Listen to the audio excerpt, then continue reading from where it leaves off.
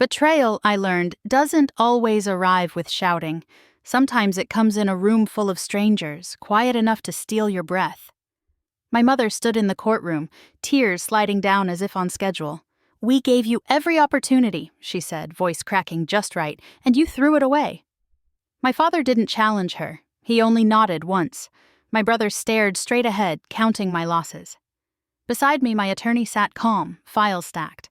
The judge read without looking up. Page after page, the air thinned.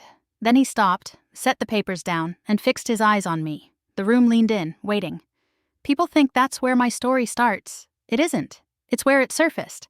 From the outside, my family looked solid. Boston manners, wealth, nothing spilling over. My father, Grant Whitaker, ran an old financial firm and worshipped structure. My mother, Celeste, worshipped appearances. My brother Owen was the successor they'd been rehearsing for. I was the other one. Not dramatic, just miscast. While Owen talked portfolios, I obsessed over systems, how they failed, how to shield them, how threats moved unseen. One Sunday, I sketched a security map on a napkin. Dad smiled like I was playing grown-up and said, "You'll grow out of it, Lila." Instead, I left quietly. I married Daniel Hart, took his name, and built a cybersecurity firm in a cramped apartment, laptop on a folding table, surviving on cold coffee and stubborn focus. I let my family keep assuming I was still figuring it out. Silence kept my life peaceful, until it didn't. 2 weeks after Owen's latest sweet warning about stability, a thick envelope waited on my doormat, my name printed too cleanly on the front. I opened the envelope in the hallway, keys still biting my palm. The first word I understood was bankruptcy, stamped like a verdict. Then, petition, creditor, amount owed, $1,980,000, rounded and smug. Owen's name sat in the header, as if it belonged there. I read it again at the kitchen table, slower, hunting for the seam where reality should have been. They claimed HarborLock Systems had defaulted on loans I'd never taken, ignored bills I'd never seen, signed agreements, dated back to years when my company was still 2 desks. The language was calm. That calm chilled me.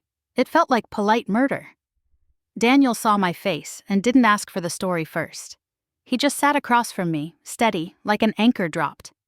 Mara Keene, my attorney, listened without interrupting.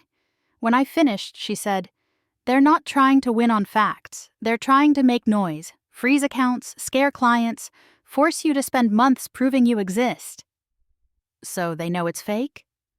"Yes," Mara replied. "And they're counting on you to panic." I didn't give them that. I pulled every record I'd ever saved. Audits, invoices, bank statements, board minutes, vendor emails. I exported immutable timestamps from our vault. Mara hired a forensic handwriting analyst. The results came back in a sealed gray folder, blunt and clinical. I didn't call my parents. Silence wasn't protection anymore. It was strategy.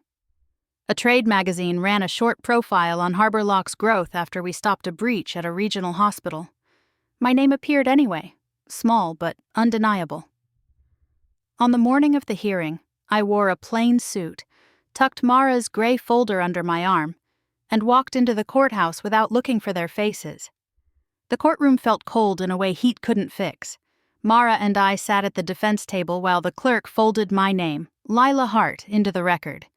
Across the aisle, Owen Whitaker joked with his attorney. My parents arrived apart.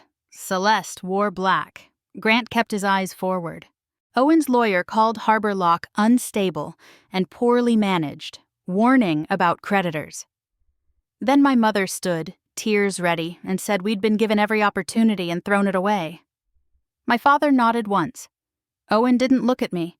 The judge turned pages without expression. When he stopped, the room stopped too. Counsel, approach.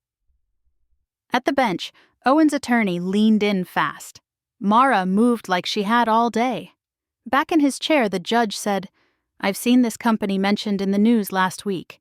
A technology firm growing quickly." Owen's mouth tightened. Mara rose and slid the gray folder forward. "Independent signature analysis, Your Honor. These are not my client's signatures, and the payment trail in this petition doesn't exist. The judge's gaze settled on Owen. This petition is dismissed with prejudice. It will be referred for fraud review. An officer stepped toward Owen and spoke quietly. For the first time, he looked small, not chosen. Celeste's crying cut off mid-breath. Grant finally said my name, Ruff. I didn't turn. That night, I unlocked my office, found the old napkin map in a drawer, and pinned it above my desk. Proof I hadn't grown out of anything, I'd grown into it.